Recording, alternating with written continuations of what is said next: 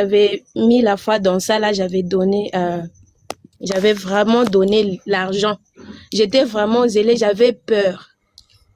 Alors, euh, après, un jour, quand j'étais au travail, j'étais en train de sillonner sur TikTok. Je vous ai rencontré. Bah, comme on m'avait dit que il me restait 3 jours à mourir, je suis montée sur votre live. Vous étiez en train de parler sur les combats spirituels, sur comment chasser les démons, comment prendre l'autorité et tout ça là. Je vous ai posé des questions et à chaque réponse que vous étiez en train de me donner, c'était comme un lavage des cerveaux. À chaque réponse que vous étiez en train de donner, c'était comme une prière sur moi qui me déchargeait de tout ce qui était sur moi.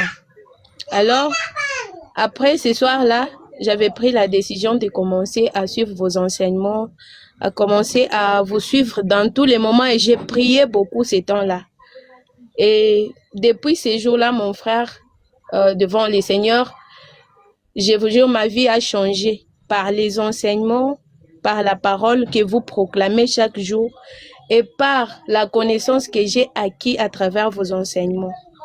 Aujourd'hui, je ne marche plus dans la peur. Je peux avoir la force et le courage de parler à quelqu'un du Seigneur sans peur, sans forcer, sans vouloir aller chercher des choses que je ne connais pas, mais parce que j'ai acquis la connaissance dans la maîtrise par la grâce du don que vous avez. Vraiment, que le Seigneur Dieu vous bénisse dans tout ce que vous faites et qu'il augmente encore la sagesse en vous. Parce qu'à travers votre don, nous sommes bénis de partout dans le monde et plusieurs âmes sont sauvées, même les gens que vous ne connaissez pas, à qui nous parlons, à qui nous partageons des lives. Aujourd'hui, ils propagent aussi la saine doctrine parce qu'ils vous écoutent et ils vous entendent. Alors que les dieux qui vous a engagés vous accordent tout ce que votre cœur désire, mon frère. Amen. Je reçois. Alors,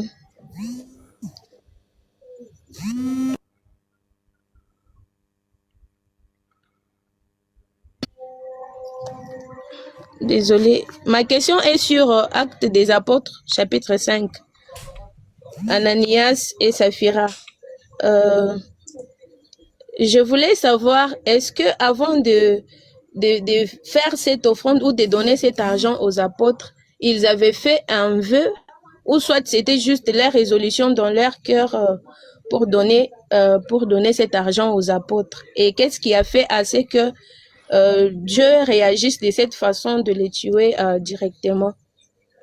Alors, ici, nous sommes justement dans les prémices de l'Église. Nous sommes vraiment dans les prémices de l'Église. Et le Seigneur, justement, se manifestait très puissamment, très fortement. Et bénissait les saints. Voilà pourquoi on disait qu'il n'y avait parmi eux aucun indigent. Ils avaient des propriétés, des champs qu'ils vendaient. Et on mettait au pied des apôtres et on en faisait les distributions selon les besoins de tout en chacun. Donc, lorsque justement Ananias et Saphira ont pris la résolution de vendre, comme Pierre le dit, que mais si vous vouliez vendre et que vous vouliez garder voilà tout pour vous, cela n'aurait, enfin c'est pas mal. Mais maintenant, si vous avez décidé de vendre telle chose à ce prix, pour venir donner maintenant à l'assemblée, justement, déposer au pied des apôtres pour la distribution de tous, ben, pourquoi vous avez retenu une partie? En fait, c'est ça. Ça veut dire que on leur a posé la question, est-ce à ce prix-là que vous avez vendu? Ils ont dit oui. Mais sauf que Pierre, c'est le pourquoi. La réponse de Pierre, c'est quoi? Comment vous vous êtes, en d'autres termes, vous vous êtes conclu de mentir au Saint-Esprit. Pierre n'a pas dit, mais pourquoi vous avez menti à Pierre? C'est le pourquoi. Lisons cette écriture.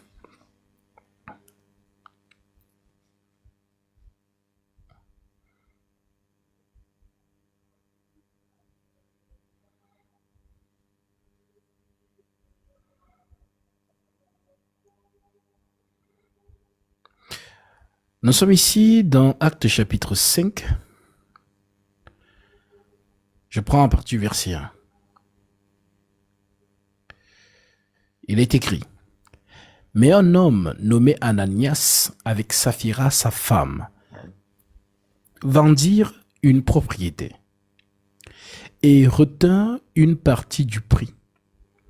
Sa femme le sachant, puis il apporta le reste. Sa femme le sachant, puis il apporta le reste et déposa aux pieds des apôtres. Pierre lui dit, Ananias,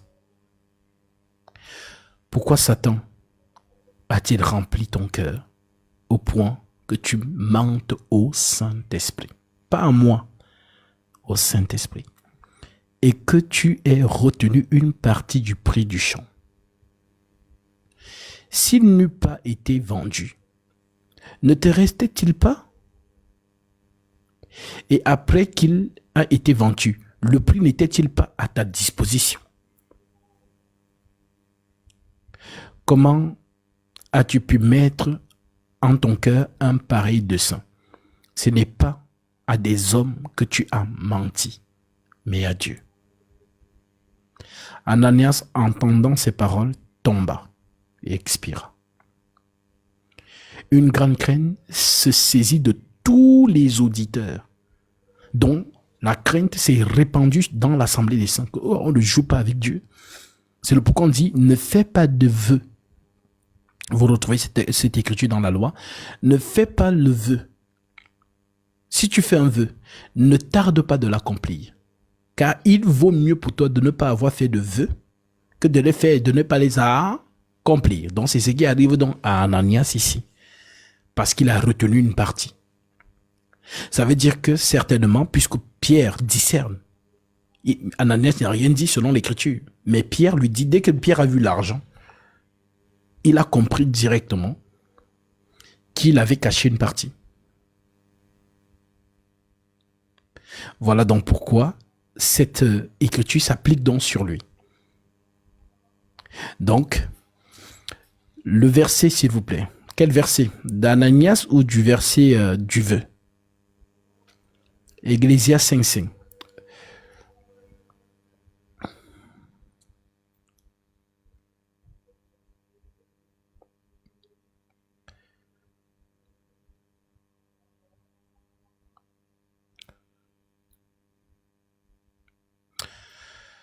Ne permets pas à ta bouche de faire pécher ta chair, et ne dis pas en présence de l'envoyé que c'est une inadvertance.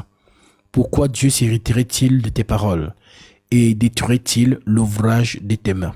Car s'il y a des vanités dans la multitude des songes, il y a aussi beaucoup de paroles. C'est pourquoi crains Dieu.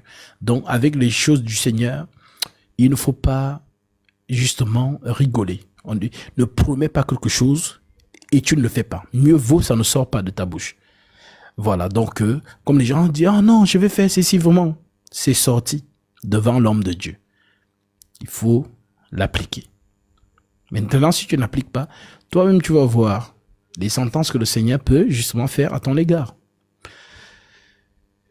Je vais citer ce verset aussi.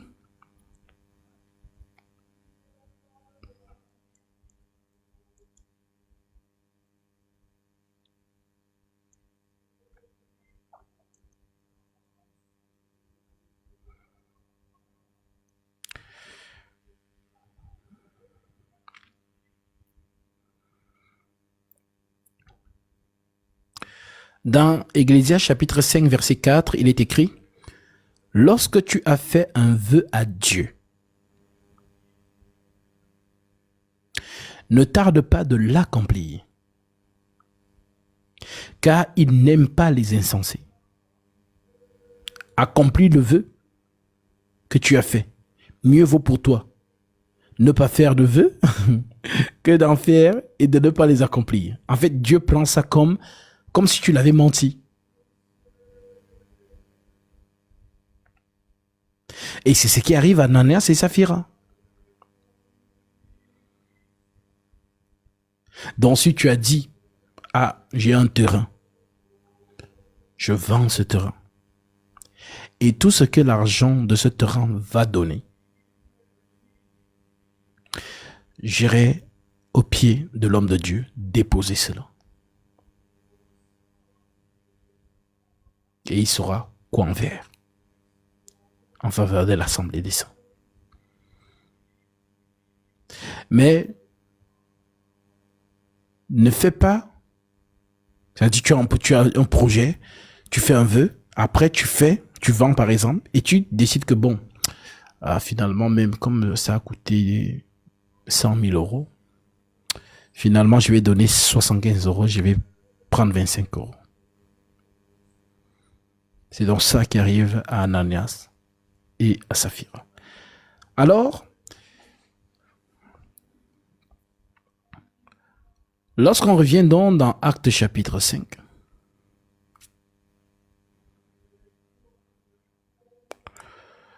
nous voyons donc ici au verset 6, les jeunes gens s'étant levés, l'enveloppèrent et l'ensevelirent. Environ 3 heures plus tard, sa femme entra, sans savoir ce qui était arrivé. Pierre lui adressa la parole. « Dis-moi, est-ce à un tel prix que vous avez vendu le champ ?» « Oui, répondit-elle. Donc, elle a menti avec son mari. Si elle avait dit non, c'est pas à ce prix-là, elle ne serait pas morte. Mais elle a dit oui, c'est à ce prix-là. Alors, Pierre lui dit, comment vous vous êtes accordés? Donc, ils se sont accordés. Pour tenter l'esprit du Seigneur, voici ceux qui ont enseveli ton mari sont à la porte et ils t'emporteront. Et au même instant, elle tomba aux pieds de l'apôtre et expira. Les jeunes gens étaient entrés, la trouvaient morte, ils l'emportèrent et l'ensevelirent auprès de son mari. Une grande crainte s'empara de toute l'assemblée et tous ceux qui apprirent ces choses. Donc cela a mis, c'est-à-dire dans l'assemblée de Jérusalem, on ne rigolait pas. Quand tu décidais justement de faire les choses pour Dieu, la première pensée que tu as eue en ayant ce projet, tu l'as conservé.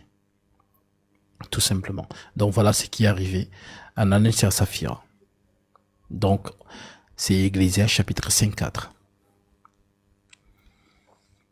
Comme mon frère, j'avais une autre question sur Psaume 19. À partir du premier verset. Mais ce qui m'intéresse un peu, c'est le verset 3 et le verset 6. Bon, au verset 3 où il dit « Les jours on instruit un autre jour, la nuit on donne connaissance à une autre. » Et au verset 6, il compare le soleil, il dit « Le soleil est semblable à un époux qui sort de sa chambre et s'élance dans une carrière. » C'est là que j'aimerais un peu comprendre mieux parce que ça m'a un peu échappé. Alors, il fait référence au parcours du jour. Le soleil se lève, bien évidemment, quelque part de sa chambre, parcourt et rentre dormir la nuit. Donc, il parle de lui. C'est lui le soleil. Donc, Israël, qui justement fait référence aussi à ce soleil. Tu vas vous remarquer que quand le soleil sort, tout au long des veilles de la journée, il va dispenser sa lumière, aussi faible et aussi forte qu'il soit. Ce qu'on appelle le zénith, lorsque le soleil arrive à son zénith. Et cela peut représenter la loi. Et au crépuscule, il retourne, il va dormir. Mais il va dormir où? Chez sa femme.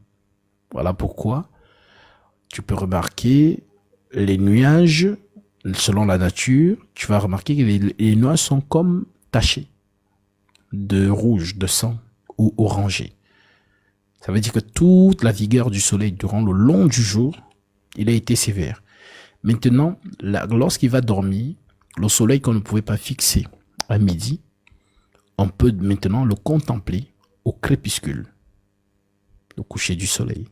Ça veut dire il va dormir, il retourne dormir, voilà, chez sa femme. Ce qui montre que naturellement, la lune n'a pas de soleil, selon la science. La lune n'a pas de lumière. Donc si nous voyons donc la lune briller la nuit, cela veut dire que la lumière de son époux, donc du soleil, reflète sur elle. Voilà pourquoi elle préside la nuit. Donc c'est ce qu'on te véhicule ici. Et lorsque vous lisez les psaumes, ne lisez pas un passage, vous arrêtez. Prenez toujours du premier psaume au dernier, donc du chapitre du psaume 1 jusqu'au dernier verset de ce psaume-là. Donc c'est la pensée qu'on te donne ici. Donc les cieux racontent la gloire des cieux, de Dieu, et l'étendue manifestée de l'œuvre de ses mains. Le jour en instruisant un autre, la nuit en donne connaissance à une autre nuit. Ce n'est pas un langage, ce sont des paroles dont le son ne soit point étendu. Leur retentissement parcourt toute la terre. Leurs accents vont aux extrémités du monde, où ils adressent une tente pour le soleil. Le soleil, semblable à un époux, et nous connaissons cet époux, sort de la chambre. La chambre, c'est quoi? La chambre, c'est l'épouse. C'est l'intimité de l'homme. Voilà pourquoi la femme, naturellement, est la seule à voir son mari nu, tandis que les autres peuvent le voir habillé. Mais elle est la seule qui peut voir son mari habillé et qui peut aussi voir son mari nu. C'est ce qu'on appelle dans la chambre. Donc, le soleil sort de son intimité. Voilà, de sa maison. Et nous sommes le corps du Christ. Donc, lorsqu'il parcourt, il sort pour travailler. Il travaille toute la journée et il rentre dormir chez sa femme. Voilà, c'est ça le parcours de l'homme. Quand un homme sort, il travaille toute la journée. La seule envie que cet homme a, c'est se retrouver entre les bras de son épouse. Voilà. Donc, et le soleil, semblable à un époux qui sort de sa chambre, s'élance dans la carrière avec la joie d'un héros. Il se lève aux extrémités des cieux et achève sa course à l'autre extrémité. Rien ne se dérobe à sa chaleur. La loi de l'Éternel est parfaite. Elle restaure l'âme. Et le témoignage de l'Éternel est véritable. Il rend sage l'ignorant. Les ordonnances de l'Éternel sont droites. Elles réjouissent le cœur. Les commandements de l'Éternel sont purs et éclairent les yeux. La crainte de l'Éternel est pure. Elle subsiste à toujours. Les jugements de l'Éternel sont vrais. Ils sont tous justes. Ils sont plus précieux que l'or et beaucoup d'or fin. Et sont plus doux que le miel, que celui qui coule des rayons. Ton serviteur aussi en reçoit instruction pour qu'il les observe. La récompense est grande. Qui connaît ses égarements? Pardonne-moi ce que j'ignore. Préserve aussi ton serviteur des orgueilleux, qu'il ne domine point sur moi. Alors je serai intègre, innocent de grands péchés. Reçois favorablement tes paroles de ma bouche et les sentiments de mon cœur, ô Éternel, mon rocher, ô mon lit et mon libérateur. Donc on parle clairement du Seigneur Jésus-Christ. Voilà ma sœur. Ah, d'accord, mon frère. Vraiment que le Seigneur soit glorifié. Avec toutes les doctrines qui sont au Congo ici, vraiment votre don, c'est une délivrance pour nous qui vous avons rencontrés. Parce qu'aujourd'hui, vraiment, je peux vous dire que nous sommes dans des villes où les bruits vraiment sont partout. Les gens marchent avec les bidons d'eau dans la tête pour aller se faire prier, prendre de l'eau d'Israël et tout ça là. Mais la parole que vous nous donnez de la part du Seigneur, c'est ça notre vie, notre délivrance. Amen. Et comme les Écritures sont claires, la parole est esprit et vie.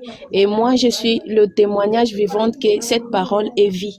Parce que depuis que je vous ai rencontré, en fait, je ne passe pas aucun jour que la parole de Dieu ne s'accomplisse dans ma vie. Parce que je fais confiance en tout ce que vous dites de la part de Dieu. Et c'est là que je peux aussi encourager mes frères et sœurs de tenir ferme et de garder la foi.